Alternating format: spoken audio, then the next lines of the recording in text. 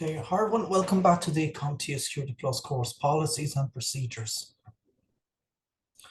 Some smaller companies don't have much in way of policies. Arguably, that is why a percentage of them fail. You will see many companies of all sizes create their own policies or embrace ones that other organizations are using, or perhaps apply for a company-wide standards certification from an organization such as the International Organization for Standardization, ISO. Some organizations are bound by legislative policy and organized protocols in general.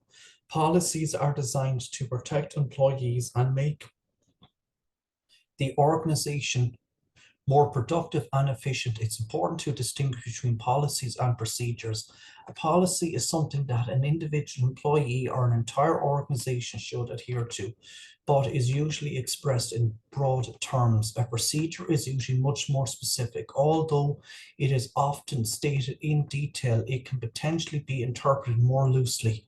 Standard operating procedures used by corporations, government, and the military are usually pretty tight, but other procedures might be a bit more relaxed.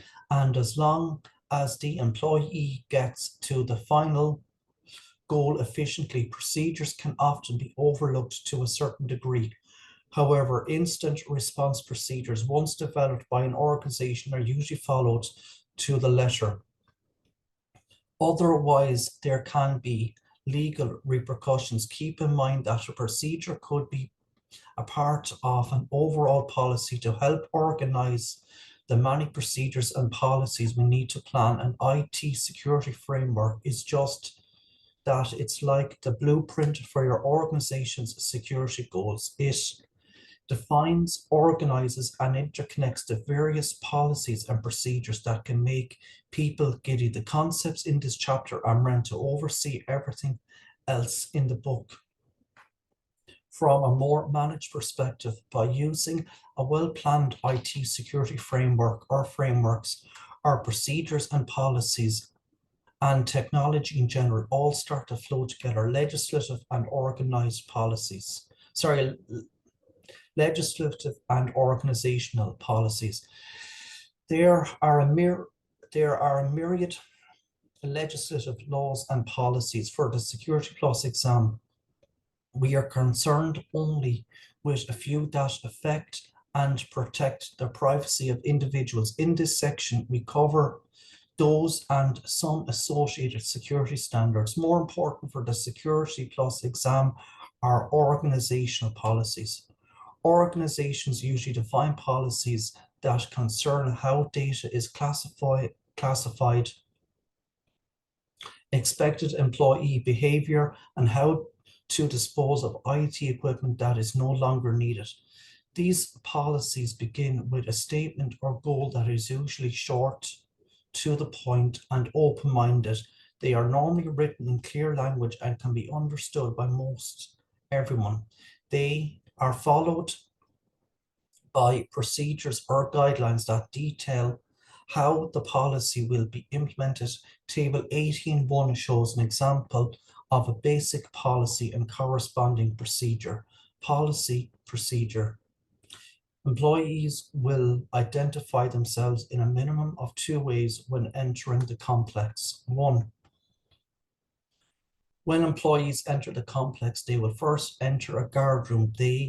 This will begin the authentication process. In the guard room, they must prove their identification in 2 ways: by showing their ID badge to the on-duty guard, by being visible to the guard so that the guard can compare their likeness to the ID badge's photo. The head of the employee should not be obstructed by hats, sunglasses, and so on. In essence, the employee should look similar to the ID photo. If the employee's appearance changes for any reason, the person should contact human resources for a new ID badge. If guards cannot identify the employee, they will contact the employee's supervisor, human resources, or security in an attempt to confirm the person's identity. If the employee is not confirmed, they will be escorted out of the building by security. After the guard has acknowledged the identification, employees will swipe their ID badge against the door scanner to complete the authentication process and gain access to the complex. Keep in mind that this is just a basic example. Technical documentation specialists will tailor the wording to fit the feel of the organization. Plus, the procedure will be different depending on the size and resources of the organization and the type of authentication scheme used, which could be more or less complex. However, the policy, which is fairly common, is written in such a way to be open-ended, allowing for the procedure to change over time. We talk about many different policies as they relate to the Security Plus exam in this section. Data security and classification of information.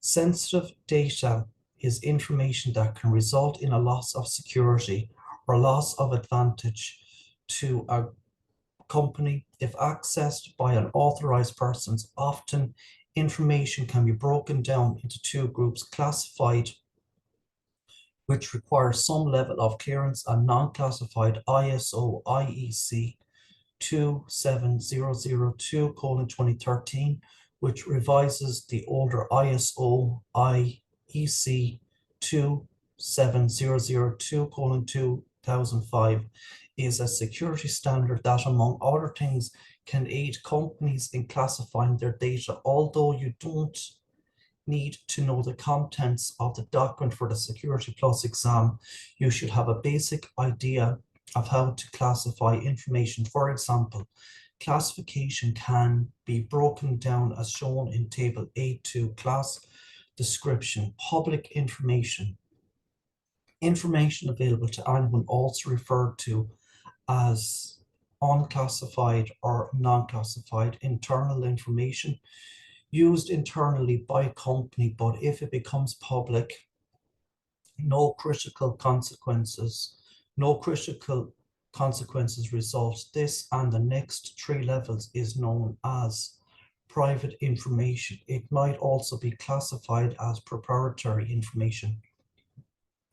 Confidential information, information that can cause financial and operational loss to the company. Secret information, data that should never become public and is critical to the company.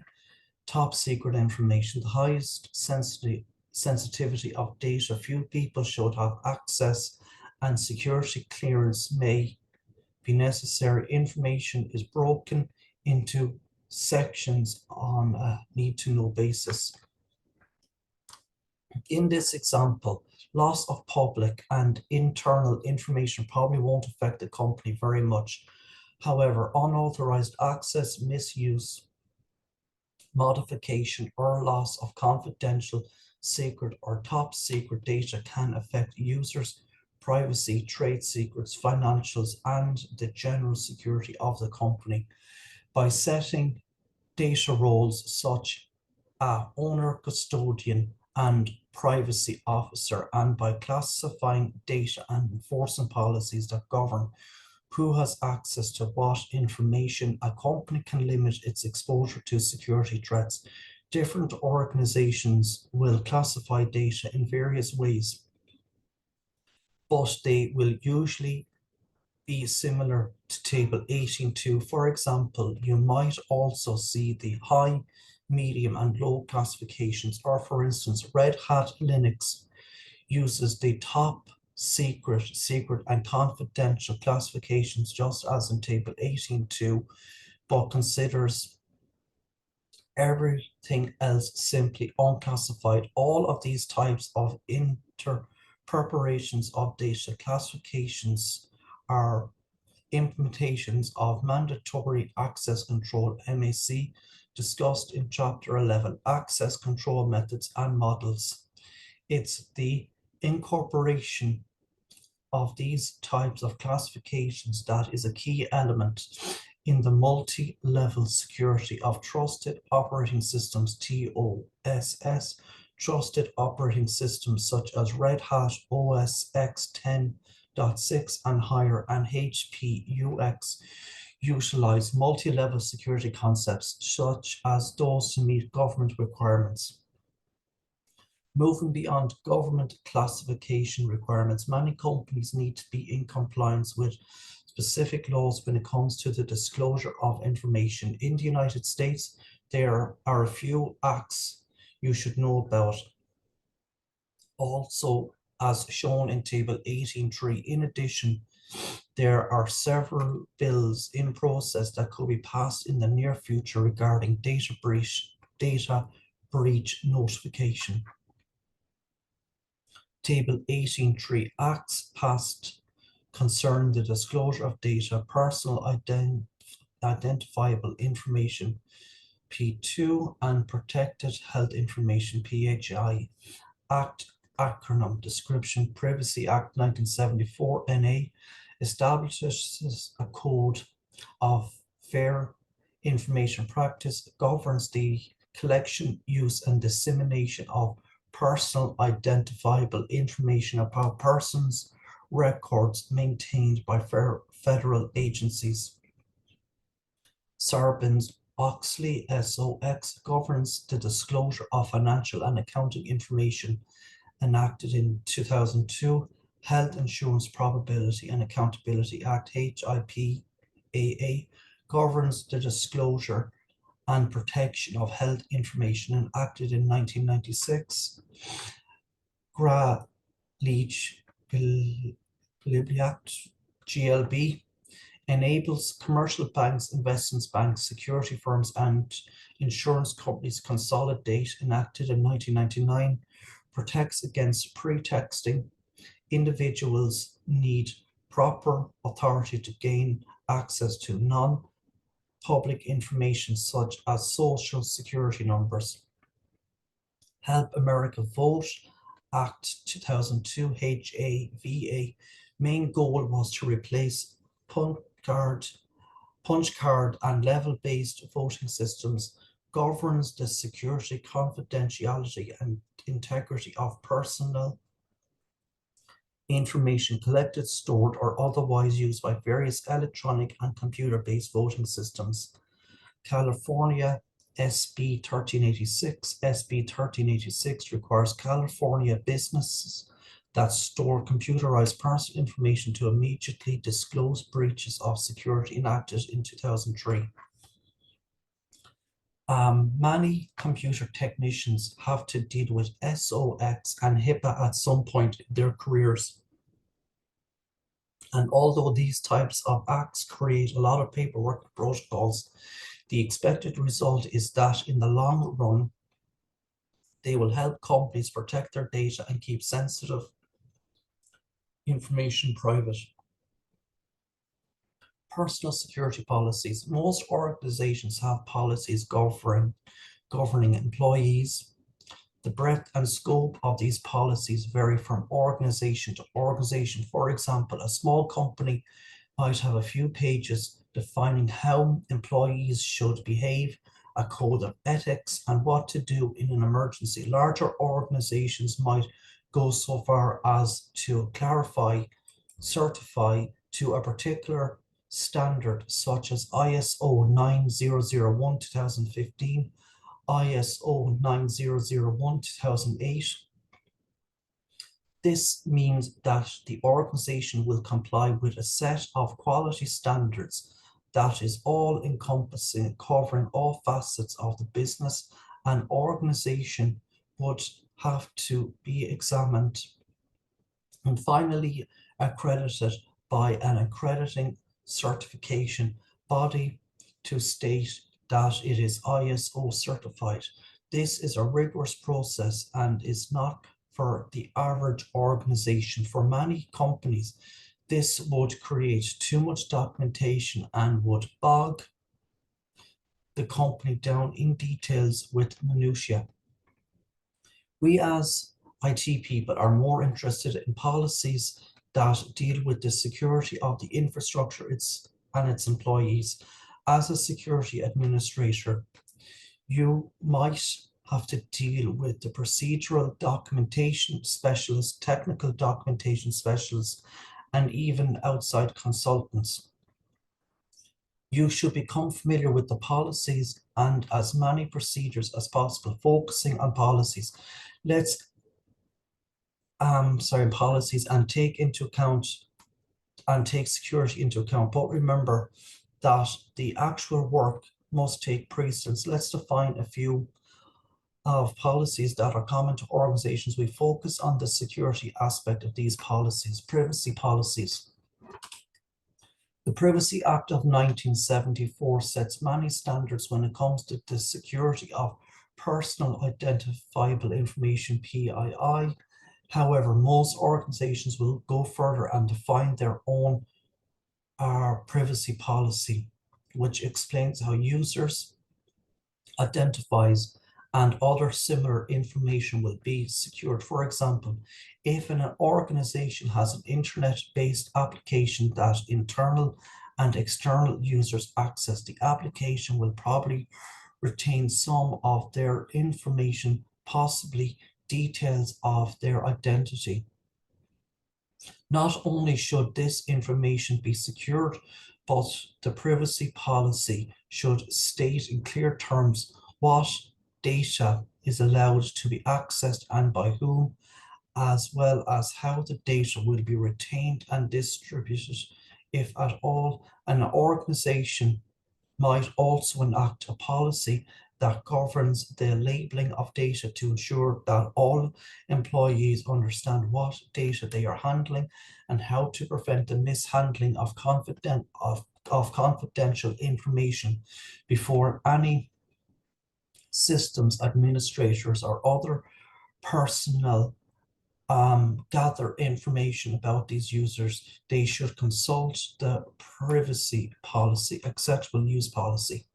Acceptable use policy, AUPs, define the rules that restrict how a computer, network, or other system may be used. They state what users are and are not allowed to do when it comes to the technology infrastructure of an organization. Often an AUP must be signed by the employees before they begin working on any systems. This protects the organization, but it also defines to employees exactly what they should and should not be working on. If a director asks a particular employee to repair a particular system that was outside the AUP parameters, the employee would know to refuse. If employees are found to be working on a system that is outside the scope of their work and they signed an AUP, it is grounds for termination. As part of an AUP, employees enter into agreement acknowledging they understand that the unauthorized sharing of data is prohibited. Also, employees should understand that they are not to take any information or equipment home without express permission from the various parties listed in the policy. This can sometimes be in conflict with a BYOD policy, where users are permitted to bring their own devices into work and use them for work purposes. At that point, strong policies for data ownership need to be developed, identifying what portion of the data on a mobile device is owned by the organization and what portion is owned by the employee. Any organizational data on a mobile device should be backed up. Change management. Change management is a structured way of changing the state of a computer system, network, or IT procedure. The idea behind this is that change is necessary, but that an organization should adapt with change and be knowledgeable of it. Any change that a person wants to make must be introduced to each of the heads of various departments that it might affect. They must approve the change before it goes into effect.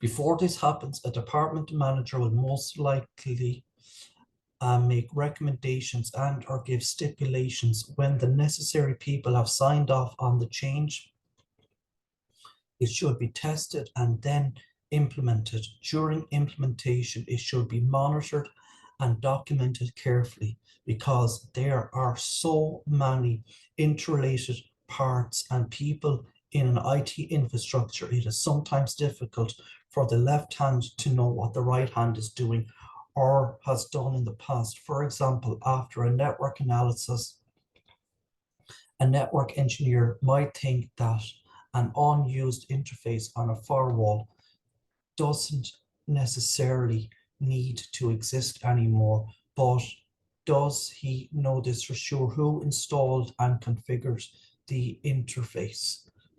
When was it enabled? Was it ever used? Perhaps it is used only rarely by special customers making a connection to a DMZ. Perhaps it is used with a honeynet, or maybe it is for future use for testing purposes. It would be negligent for the network engineer to simply modify the firewall without at least asking around to find out whether the interface is necessary. More likely, there will be forms involved that require the network engineer to state a reason for change and have it signed off by several other people before making the change. In general, this will slow down progress, but in the long run, it will help cover the network engineer. People were warned, and as long as the correct people involved had signed off on the procedure or technical change, the network engineer shouldn't have to worry. In a larger organization that complies with various certifications such as ISO 9001 2015, it can be a complex task. IT people should have charts of personnel and department needs. There should also be current procedures in place that show who needs to be contacted in the case of a proposed change. So I'm going to leave it here today for this video. If you like listening, please consider like, sharing, and subscribing. Thank you.